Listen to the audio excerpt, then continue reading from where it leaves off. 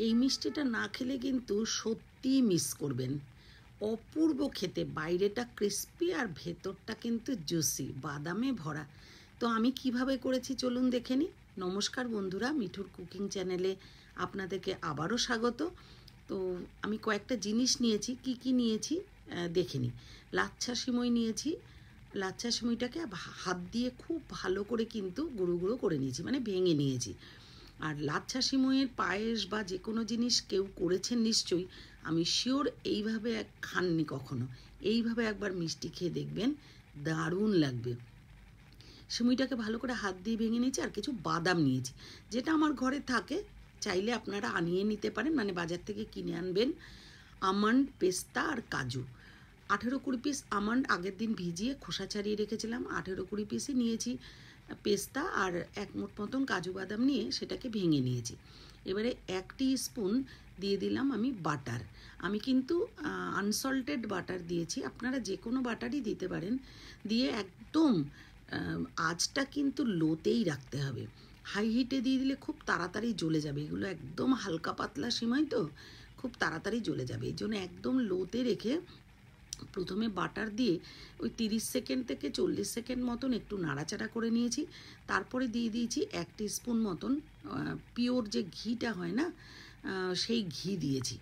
So ঘিটা দেওয়ার পরে আরও কিন্তু 30 সেকেন্ড মতন, 30 থেকে 40 সেকেন্ড মতন ভালো করে নাড়াচাড়া করে একটু ভাজা ভাজা, মানে জাস্ট একটু কালার চেঞ্জ হওয়া পর্যন্ত ভাজা ভাজা করে নেব।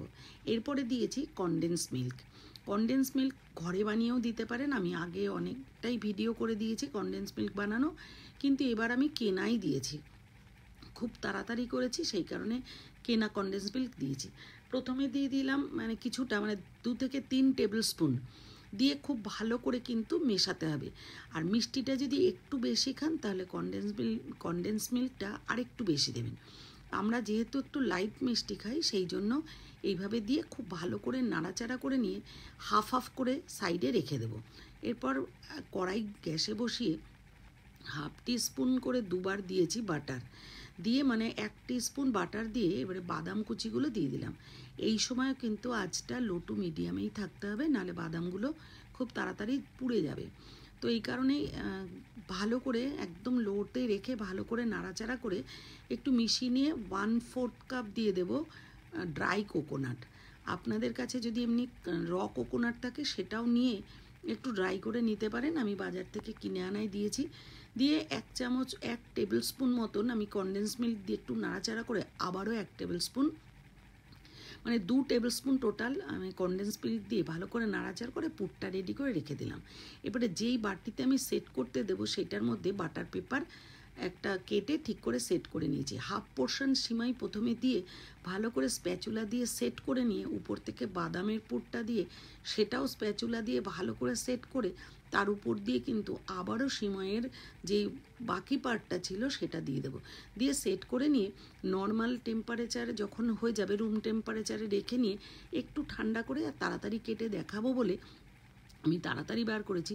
ডিপ ফ্রিজে মোটামুটি 5 থেকে 7 মিনিট রেখেছিলাম, আর একটু বেশি রাখলে কিন্তু আমার যেরকম আর কি কাটার সময় একটু ভেঙে যাচ্ছিলো সেরকম আর ভাঙবে না। ওই জন্য একটু বেশি টাইম রেখেই কাটবেন। কাটার সময় ক্রিস্পি হবে, মানে আওয়াজটা হবে খুব বেশি, বাট খুব সুন্দরভাবে কিন্তু কাটা হবে। তো আমার ভিডিও যারা যারা দেখেন, যাদের ভালো লাগে এবং কমেন্ট করেন, তাদেরকে অসংখ্য ধন্যবাদ। বড়দের প্রণাম, ছোটদের অনেক ভালোবাসা। আর যারা এখনও পর্যন্ত দেখেছেন অথচ ভালো লাগছে ভাবছেন, তারা সাবস্ক্রাইব করেননি, অবশ্যই ভিডিওটা সাবস্ক্রাইব করে নেবেন। চ্যানেলটাকে সাবস্ক্রাইব করে আমার পাশে থাকবেন। বেল আইকনটা প্রেস করতে ভুলবেন না, যাতে পরবর্তী ভিডিও আপলোড করার সাথে সাথে নোটিফিকেশানটা আপনাদের কাছে যায় আর আপনাদের খুব বেশি দেখে খুঁজে বার করতে না হয়, চট করে আপনারা দেখতে পারেন। আর যারা এই মিষ্টিটা বানাননি, আমি রিকোয়েস্টই করব যে এই মিষ্টিটা একবার বানিয়ে খেয়ে দেখুন। যেমন ক্রিস্পি উপর থেকে আর ভেতর থেকে জুসি, আর জাস্ট ওয়াও, একটা ঘিয়ের ফ্লেভারও আসে, দারুণ লাগে খেতে।